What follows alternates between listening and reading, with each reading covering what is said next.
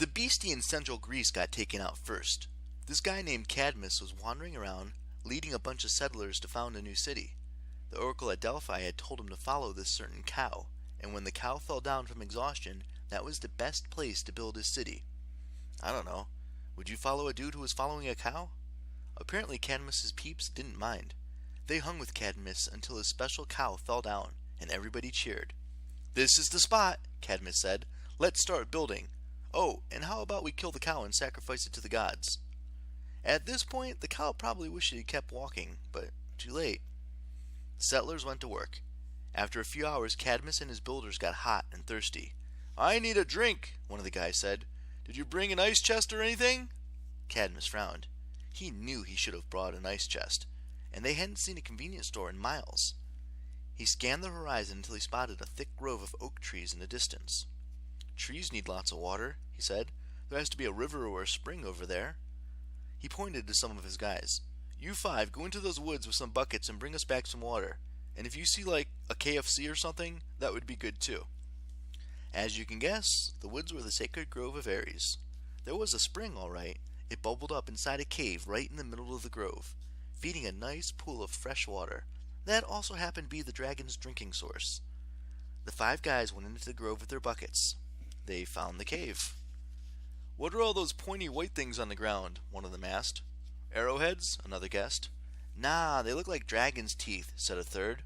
They all laughed nervously. No such thing as dragons, right? Then the dragon burst out of the cave and ate them. Only one of the guys escaped, probably because the dragon was too full to chase after him. The guy stumbled back to the work site, screaming in horror. "Dragon! Big! Eats people!"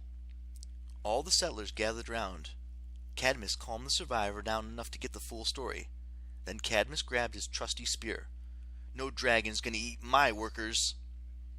At the back of the crowd, a priest cleared his throat. Sir, this grove sounds very much like a sacred place of Ares. If you kill the war god's dragon—" "I have to kill it," Cadmus said. "The cow told me to build a city here, and I can't have a dragon living next door. Would you deny the wisdom of the dead cow, old man?" No, sir." The priest decided to shut up. Cadmus marched into the grove with his spear, and because he was such a boss, he walked straight up to the dragon, who was really too full to put up a good fight, and drove the spear straight through its head.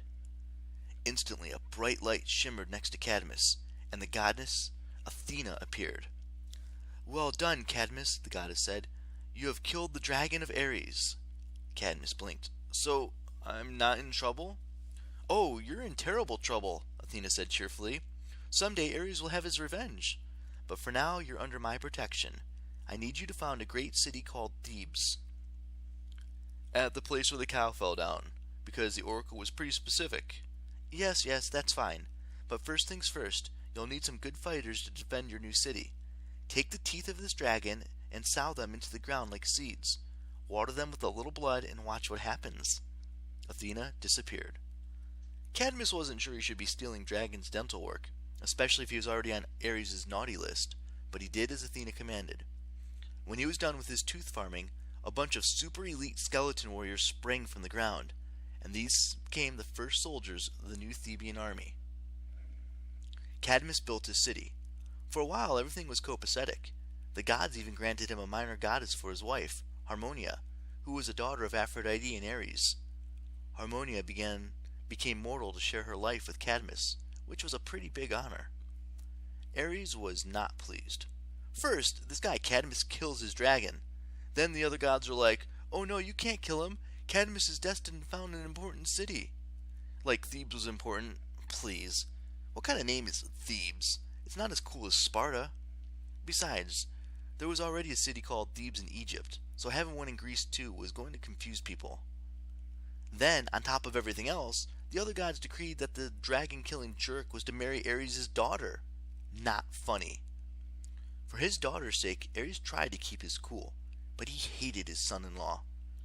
Finally, one day he saw Cadmus out by the sacred grove, gazing at the spot where he'd killed the dragon years before.